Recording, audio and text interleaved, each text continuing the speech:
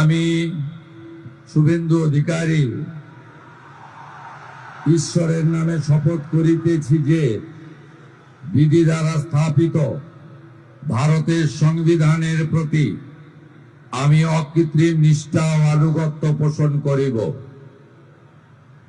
আমি ভারতের সার্বভৌমত্ব ও অখণ্ডতা রক্ষা করিব।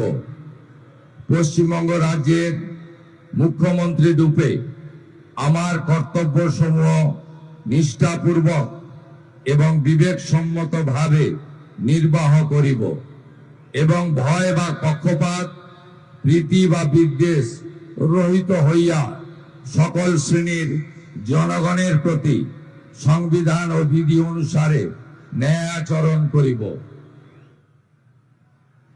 আমি শুভেন্দু অধিকারী ঈশ্বরের নামে শপথ করিতেছি যে পশ্চিমবঙ্গ রাজ্যের মুখ্যমন্ত্রী রূপে যে কোনো বিষয় যাহা আমার বিবেচনার জন্য আনিত হইবে বা আমি জ্ঞাত হইব, তাহা মুখ্যমন্ত্রী রূপে আমার কর্তব্য সমূহের যথাযথ নির্বাহের জন্য যেরূপ আবশ্যক হইতে পারে তদ্গতিকে আমি প্রত্যক্ষ বা পরোক্ষভাবে কোনো ব্যক্তি বা ব্যক্তিগণের নিকট জ্ঞাপন করিব না বা প্রকাশ করিব না।